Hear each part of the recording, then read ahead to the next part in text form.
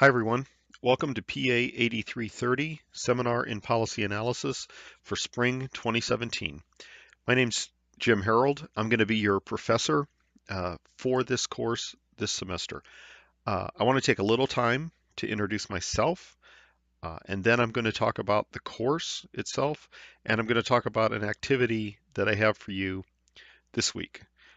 So stay tuned. Now, what I do want to tell you at the outset is every single week, you're going to see an overview lecture like this for the week, and it's always going to be under the lectures tab on the Blackboard site. So on the tab okay, so at this point, what I'd like you to do is take a moment to open up the syllabus on a screen that you might have in front of you, or maybe you have printed yourself a copy for a notebook, that's fine too, but follow along as we go through this course. And as we're doing that, let me just briefly introduce myself. As I said, my name's Jim Harrold.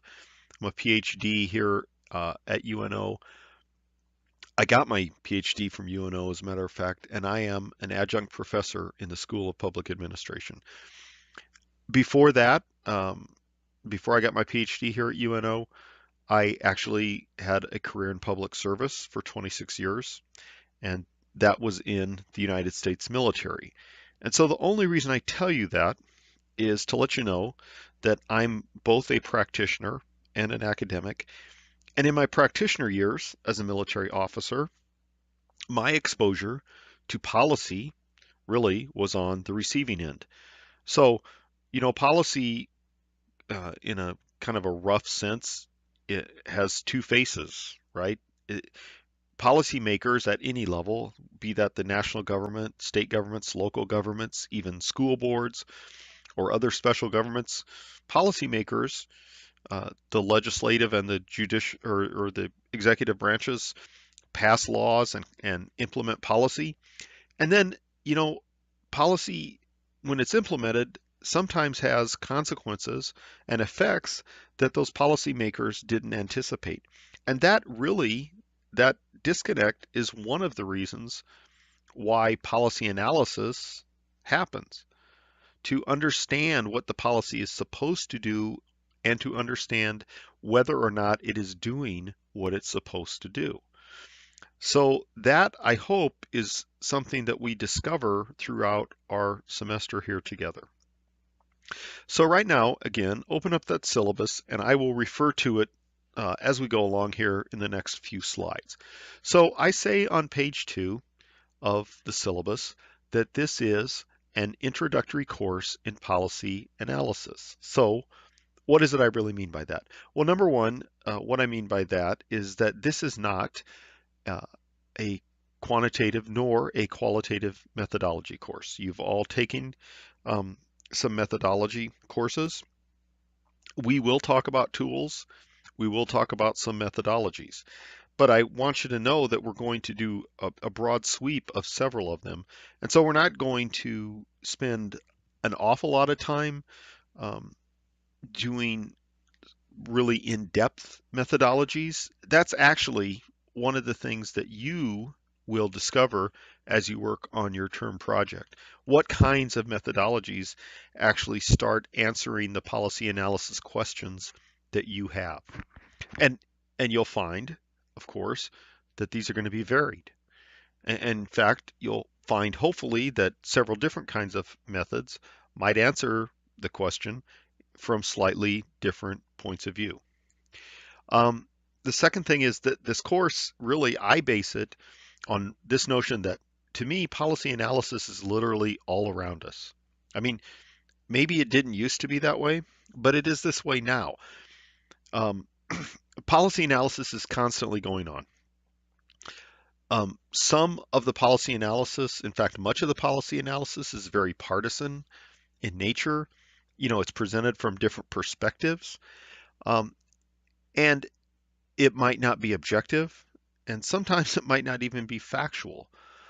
And so that leads to my third point, which is that this course, I hope, helps you to separate the wheat from the chaff, so to speak. When you see a policy analysis presented by some organization, I want you to be able, by the end of this course, to look at it and understand the perspective where that analysis is coming from, and then determine whether or not you think it's in your mind, a fair analysis or it's a valid analysis. And so what I'm saying here, and you can obviously see this, is that policy analysis is not some neutral activity that goes on, and that the outcome of a policy analysis is something that everyone from all political perspectives will agree upon. In fact, policy analysis, uh, the analysis is frequently disagreed about. So this course, I say that we do support competencies for NASPA. NASPA stands for the Network of Schools of Public Policy Affairs and Administration. Um, and you may or may not know, I think you probably do know, that NASPA is our accrediting agency for uh, our program as an MPA program. Um, and this course supports these competencies as I outline here, and I alluded to these, that I want you to be able to understand the institutional, legal, ethical, and structural aspects of the policy process. Excuse me. I want you to understand the larger societal context of policy choices, and I want you to understand your roles and responsibilities as public administrators, because we all do, as administrators, have roles and responsibilities in the policy process. Okay, so moving on to page 3. This course is completely online. It's not hybrid, so I want to say that right up front because sometimes people get confused. If you're based in Omaha, I'm more than happy to have an appointment with you at any time you want, but that's not a requirement. So I don't want anybody getting confused on that. Best way to have an appointment with me is contact me by email, and we can sit down and do that. Um, so I encourage that if you want. It's certainly not a requirement. But the course itself is built on 3 separate central elements. First is reading. So this is a master's level course. You should anticipate about 3 to 6 hours of reading each week. Some of that, of course, depends on how fast you read and comprehend, and some of it depends on how much material there is for the week. But that's about the average. The second element is in class, meaning online discussions and exercises.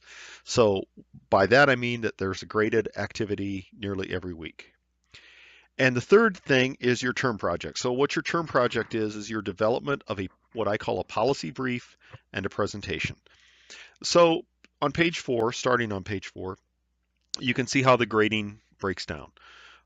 So the policy analysis project is this thing I just referred to, and it's worth 200 points of the 330 points in the course. So that is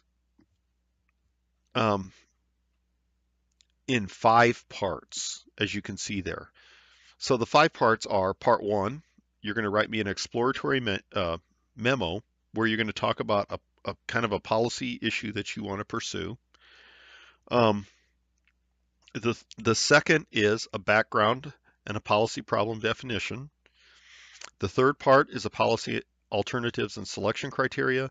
The fourth part is the full policy analysis.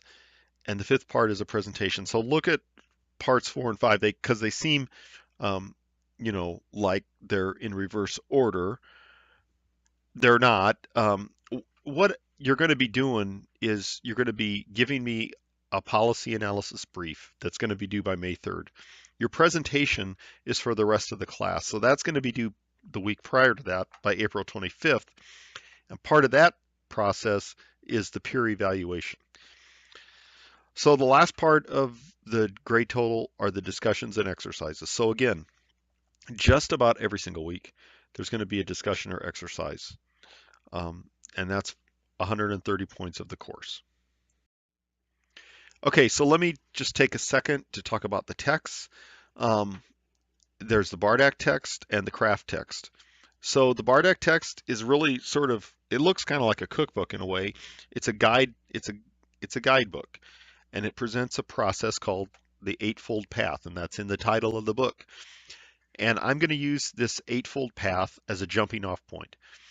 Now, your paper isn't going to have 8 parts as in the Eightfold Path. It's going to have different parts, but the Eightfold Path does provide you with literally a path in developing a policy analysis, and we will use much of it. Um, but I kind of modify the way your policy brief is going to look, but it's based in large measure on this Eightfold Path. So that's a guidebook. The craft text, on the other hand, gets into more of the political reasoning, within the policy process, and strives to reconcile the politics of policy making with policy analysis. I'm also going to assign you other readings and texts. In fact, I use some chapters from a couple of other texts that I'm not requiring you to purchase. Um, and there will also be some journal articles as well as some websites that I will have you visit. And so every every time I do that, if I give you another reading, I'm always going to give you a PDF copy that's going to be contained on the weekly lectures and readings tab, or I'm going to give you the hyperlink for the websites I want you to use. So let me talk about discussions and exercises first. That's that 130 points of the course. So the in general, the course is laid out week by week. So when you look at the Blackboard site, you're going to see weekly lectures and readings as a tab. So that goes week 1 through week 17. There are 17 weeks in the semester, and that includes the spring break. That doesn't mean I assign work during spring break, because I don't, but I number spring break week for continuity purposes to keep track of the 17 weeks. So you will be able to go from week 1 to week 17, and I will open up each week the Friday prior to the beginning of the week. So my weeks run roughly, well, not roughly, they do run from Sunday through Saturday night. So, just after midnight, Sunday a.m. to the end of the day on Saturday. That's a week. So this week started on Monday. It's a short week, and there are short weeks. Um, but for the most part, the week is going to be Sunday through Saturday, just like the regular calendar week. So the discussion format, which I often will use, is something I call post question respond format. That means that on Friday at 6 a.m., a question is going to pop up for the next week, and you will typically have until Tuesday at the end of the day, 11:59 p.m. Central Time, to respond to that question. And then you have until Thursday night at 11:59 p.m. to pose a question or critique to at least 2 of your peers. And then you will have on Saturday to respond, Saturday night at 11:59, to respond to that question or critique. And that means I'm grading those discussions or exercises every Sunday.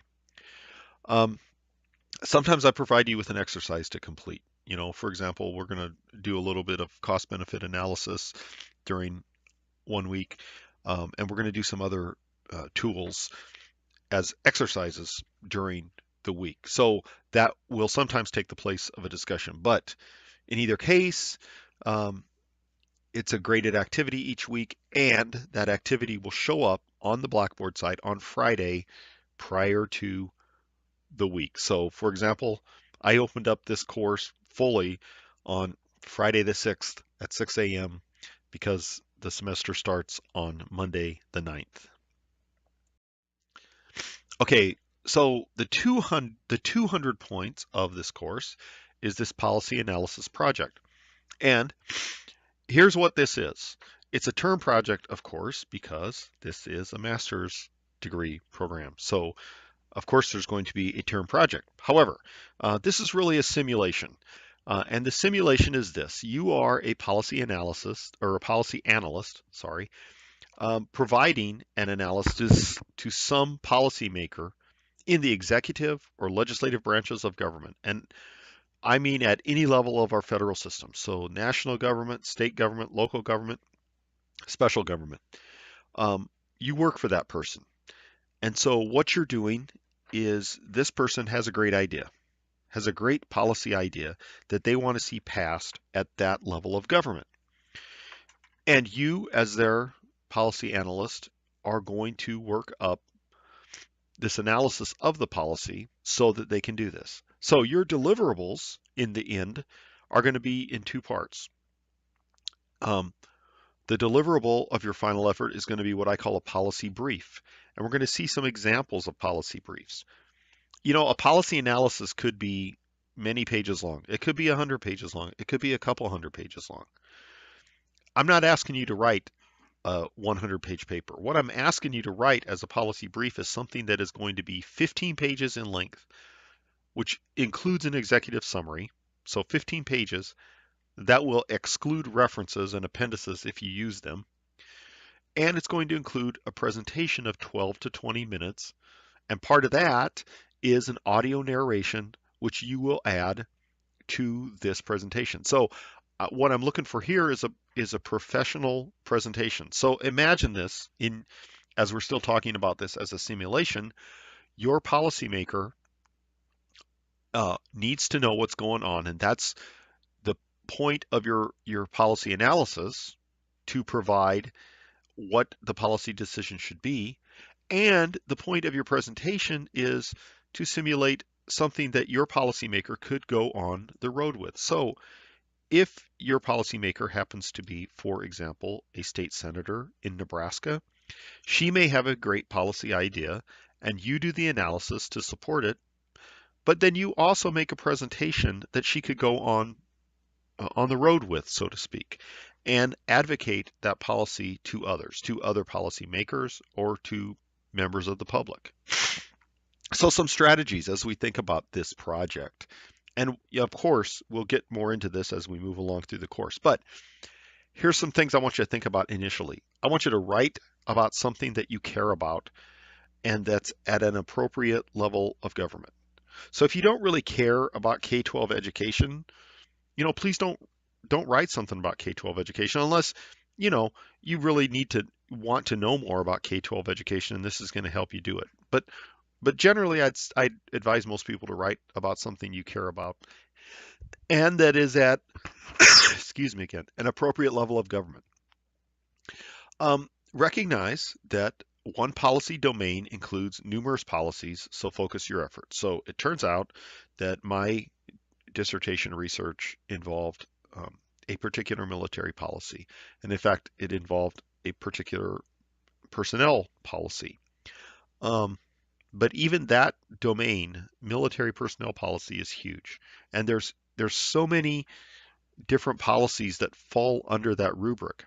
So, if you want to write about the Affordable Care Act, for example, I would really encourage you to pick out one policy area that really fits with the Affordable Care Act. Don't write about the whole act. If you want to write about Social Security, don't write about all of Social Security.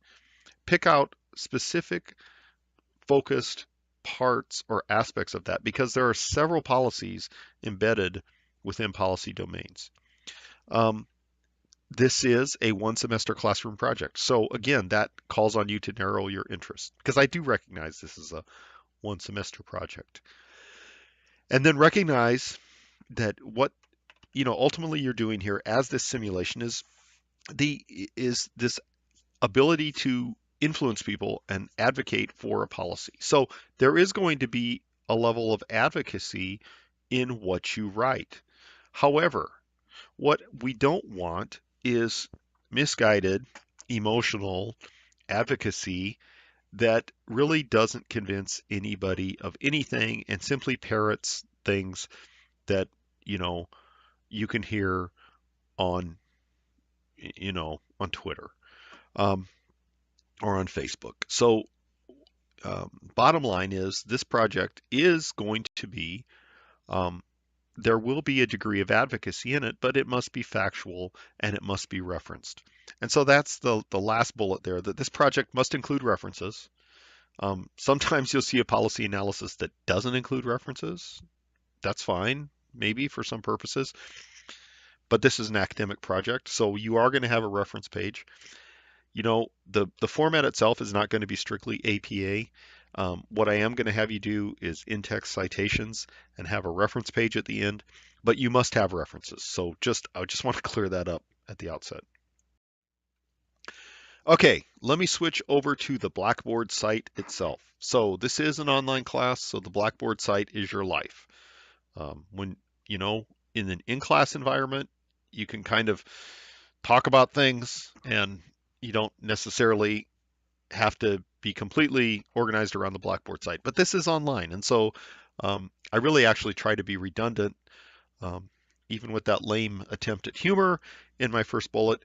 I do try to be redundant. So I'm going over the syllabus right now, but all this information you're going to find in tabs on the Blackboard site. So familiarize yourself with it, please. And you all are graduate students, so I don't think this is that much of a challenge. I have taught undergraduates in the past, and oftentimes it's clear to me that some students have never, ever looked at the Blackboard site before they do things like respond to discussion questions. But I don't anticipate that's a problem with you. But do familiarize yourself with the Blackboard site as you would the syllabus. So there's all these tabs here. So there's the syllabus and important information tab, which is where the syllabus is contained along with the text, and something called the Purdue OWL. If you've never seen the Purdue University online writing lab, I think it's a great tool. I actually provide the link for every class I ever teach. Um, that's because it's a great reference for APA. It's a great reference for the other standards like MLA, but it's also a really good source for writing um, beyond the academic environment. It's a great source for professional writing, and so I think it's just something that you can use, and it's really helpful. Um, then the tab that says weekly lectures and readings, this lecture appears on that tab, and so every week there's going to be a lecture along with all the required readings, including the PDFs or links that I referred to earlier. And then each week you'll see the weekly discussion, exercises, and thought sharing tab. This is where your assignment for the discussion or the exercise will be posted, and it will provide you instructions. The policy analysis project assignments upload. Okay, so all of your assignments that I'm going to provide you, with the exception of the presentation, I'm going to ask you to upload there on that assignments tab. Follow the instructions and upload the assignments, and that's how I get a copy of your papers, and it's how I grade them. So you might be used to using email with other instructors. I prefer that you use the assignments tab, not email, because it allows me actually to send you back a commented on um, paper, and it actually allows me to have a storage site for all your assignments. So please use that. The policy presentation, the presentation we're going to give to each other, that's going to be posted on the discussion board. You notice I have a tab called Policy Research Organizations, Think Tanks, Government Research Organizations. Actually, this is a growing list of organizations that are involved in some form of policy analysis. I mean, there's hundreds of them. So I've included just a few really, and I might keep adding, I probably will keep adding on to it because this is very helpful for you to understand the level at which policy analysis is taking place. There's partisan sites, there are neutral sites, there are government sites. Um, a lot of people involved in policy analysis. Um, and so it's important for you to understand that going forward. That policy analysis, again, is not some neutral activity. It is a, it is an activity done with a purpose, typically. And then I have this site called the UNO PA Scholars Twitter feed. I have a Twitter account called UNO PA Scholars. I use it for all my courses, and anything that for this course will be hashtagged with the hashtag PA8330. And I also invite you to post using the same hashtag if you have a Twitter account. That's just something I do to keep currency in the course. So as items come up, I will post them on that site and you can see them there. And then finally, the My Grades tab. Please keep track of your own status with your grades as we go along using that tab. That's also where you're going to see feedback from me on discussions, exercises, and written assignments. Okay, so I promised a short lecture this week. I'm at about 25 minutes. That's probably short for me. What we want to talk about this week one. First, there's an intro discussion, and you'll see that posted. So I'm asking you all to introduce yourself. And so please do that. I'm certain that many of you have had classes together before because I see some names that I recognize from last summer. So I'm certain that a lot of you know each other, at least through the online program, but please do take the time to introduce yourself. The big thing I want us to talk about this week, beyond introducing the course, is this issue of scarcity. So I'll probably give something away a little bit, and that is my argument that scarcity, without scarcity, there might not be a need for policy. So something I say to people is that policy without budgets are dreams, and budgets without policy are bookkeeping. You know, budgets and policy are connected at the hip, and they probably won't be unconnected. So I'm asking you to read a couple of things. One is the Simpson-Bowles report. This is kind of dated. It goes back to 2010, 2011 timeframe. This is a commission that President Obama commissioned, and it's a great example of policy analysis and recommendation by this idea of a commission. It's a bipartisan commission with equal number of Republicans and Democrats, and their mission was to talk about budget deficits and national debt.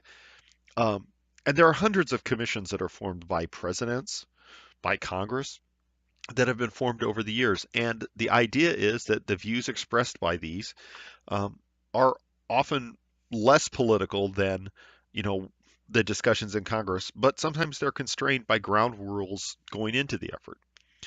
So I'd like you to note a couple things about this commission. I assign you to read part of it, which is the preamble and the overview. So you don't really have to read the whole thing, but you can skim it pretty fast and get the gist of it.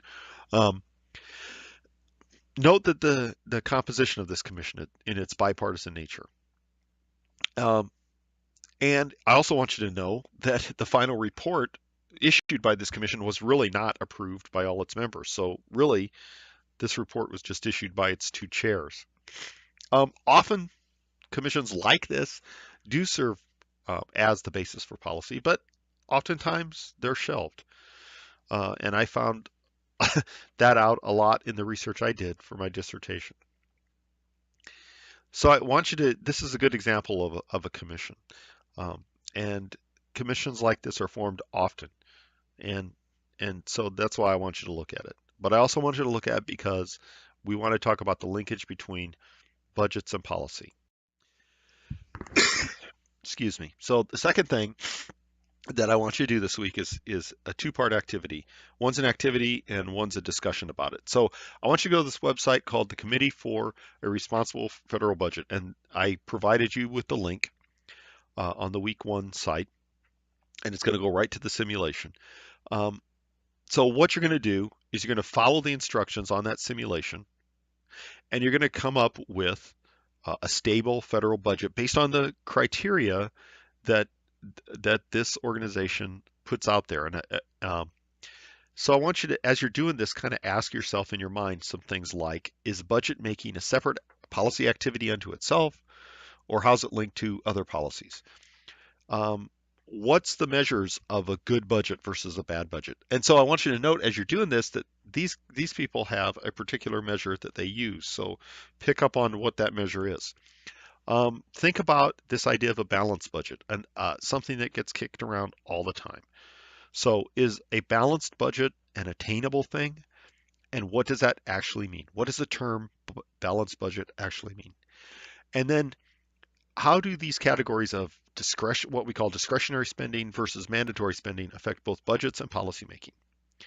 And then once you leave the simulation and you've completed it, go to this organization, the CRFB organization, navigate from the simulation to the main site of this organization, and look at some things. Look at the composition of the board of directors of this organization.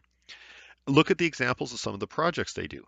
So the reason I'm having you do this right at the outset is because I want you to start doing this every time you read policy analysis that somebody puts out there. So you might read policy analysis from the Brookings Institution.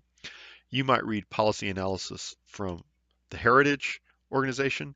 You might read policy analysis from um, the Platt Institute in Nebraska. You might read policy analysis from RAND in California. You need to understand where it is these organizations are coming from. What do they have a perspective? Which way do they lean, perhaps? And you can glean a lot of that information by looking at things like the board of directors. Who's on the board of directors? And what kinds of political views do they represent? So then that may inform you just a bit about the kind of policy analysis that you're going to see. So that's it for this week. The intro, the budget simulation, and the discussion. You will see that stuff on the weekly discussion, exercises, and thought sharing tab. And of course, every single week and anytime, please contact me at my email address with any questions, concerns, or comments. Thanks a lot.